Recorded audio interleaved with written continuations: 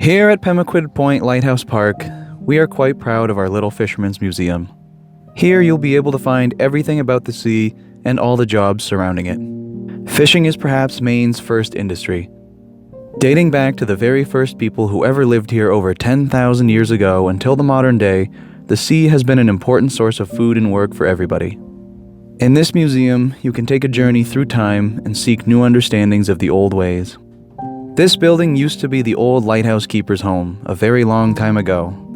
The home was built in 1857, and it was originally a dark red color. Nowadays it's white to match the lighthouse. The earliest photos we have are shortly after the home was constructed. You can see that the people have built a stone wall surrounding their house, and they even kept a horse here. The clothes the people are wearing are quite telling of the time. The structure of the home has not changed since its original construction. You can see this fellow here standing in this doorway, the same doorway you can find in the first room of the museum.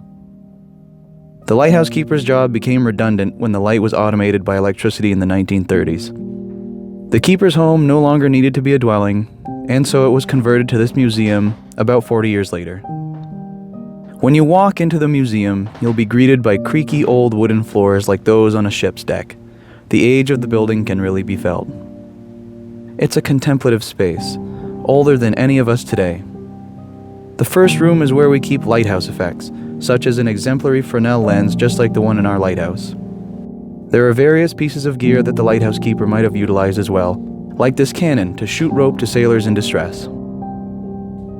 We also keep a collection of old and new photographs of the lighthouse on this wall here, as well as a handmade map of all the lighthouses in Maine. It's a fantastic collection. Moving on to the second room, the very first thing you'll see is this gigantic lobster. This is not the biggest lobster ever caught, not even close. It is, however, quite big. Who knows how it would have tasted being this big? Probably not so good. Surrounding our friend here, you can see all kinds of interesting tools used by lobstermen and fishermen. You can learn how people have measured their catches over the years, learn about old and new lobster traps, and even learn about why we put those rubber bands on lobsters' claws. You can also see several photographs of prominent maritime residents in the past, such as Fred Gilbert, who owned Gilbert's Lobster Pound. Into the third room, this one has a much bigger focus on fishing and clamming, as well as an impressive display of tools used by all sorts of ocean workers. Here we've got a clam fork, used to flip the mud in clam flats and reveal the clams underneath. It's the most back-breaking, sun-baked work you can possibly do, but if you enjoy clams, or money, then it's worth the work.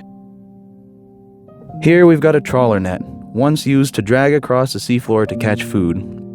These have been phased out slowly over time, since the destruction to the seafloor and accidental animal death is not really worth the catch.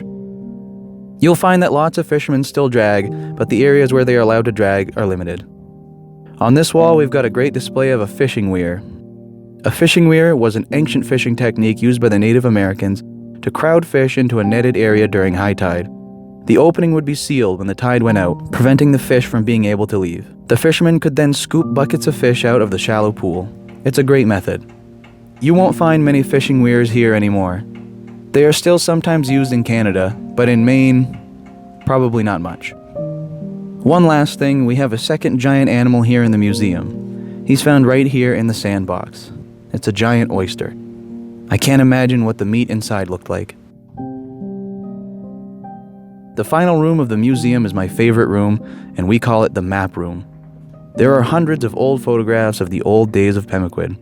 There are tales and pictures of old shipbuilders and fishermen. Some of the most important days of Pemaquid's history are captured in these photos.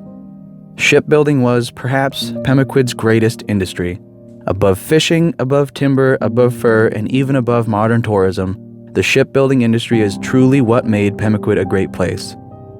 Modern shipyards have dwindled in number and usually only tend yachts, sailboats, or lobstering boats. In the days of old, these shores were busy every day of the year. The great white pine forests of Pemaquid were thought to be inexhaustible, and work on the ships was ceaseless. Though our majestic mast trees grow quickly, the actions of men are unfortunately much quicker. The forest became stumpy, brushy, and worthless. Pemaquid became a barren rock, never again to see the beauty of the towering white pines for another 100 years. The disappearance of our great forests coincided with another blow to the industry, the industrialized production of materials like iron and steel. Pemaquid is no place of foundries or mines, and thus the industry disappeared almost entirely. This room contains several artifacts from the era, including an old clock that still ticks to this day. It's a wonderful room, and it's best to spend some time here when visiting. As you walk through this museum, you'll learn of the land, of the sea, and of the interesting border between them where humans have carved another living. Fishing is one of humanity's oldest occupations and industries. Humans have been feeding themselves with fish before we were even proper Homo sapiens. It's in our DNA to fish and to be with the sea. I hope that, as you look at our artifacts, you'll feel the same connection to our beautiful past that I feel. Thanks for watching. See you on the next one.